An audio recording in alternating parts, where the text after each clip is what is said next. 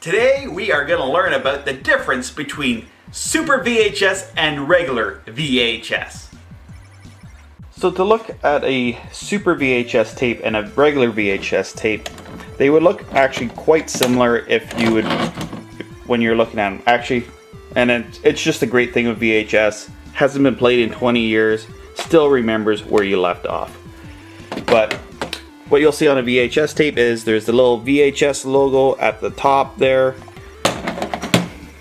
And a Super VHS tape will have the S-VHS on the back.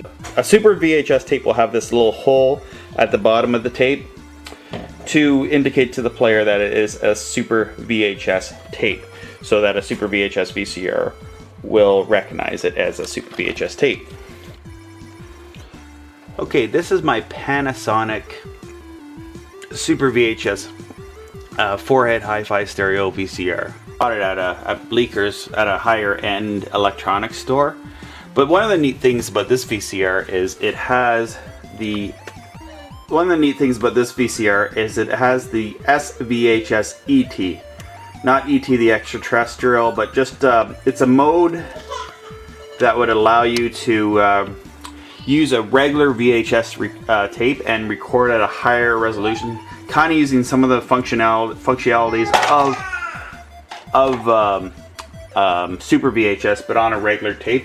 Of course, it's not as high a grade of tape as a VHS or an S-VHS tape, but it was a neat feature. I did record a little bit of it, but the only thing about that is if you recorded on it, it would only work in a VCR that had the S-VHS ET feature. It has this little jog thing for forwarding, rewinding. I never really used that a lot. It wasn't a feature that really I liked, but it had this display your time code and all that. This was not a frame accurate one. I remember back in the day for video editing, you needed to have like a higher end frame accurate VHS deck. This was more of a consumer product, but I did use it for editing videos back in the day when I would record with my VHS camera and then just use this deck to digitize my videos and then also to record back off my AV MasterCard that I used to use for editing.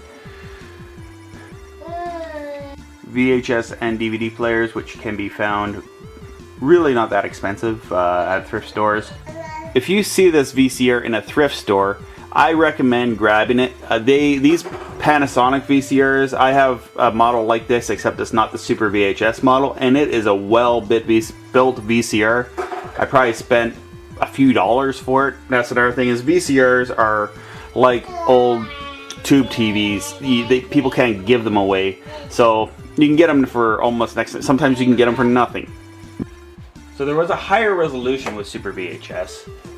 Super VHS could do 420 vertical lines of resolution, which was far more than what VHS could do. VHS could do only 240 vertical lines of resolution. So the picture quality was, Wikipedia says it was up to 60% better than VHS. So it was an improvement when it came out in April of 1987.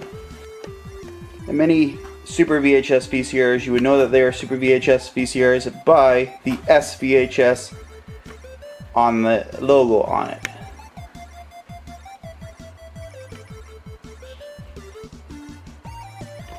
Many of them had the jog shutter so that you can slowly skip your videos. This VCR does not have like a frame by frame, but it does go by. And they're higher end machines for consumer ends. They had VCR Plus for home recording. Several Super VHS VCRs came with AV computer links and editing jacks. And they had the S video in and output, which increased the resolution far higher than the component video.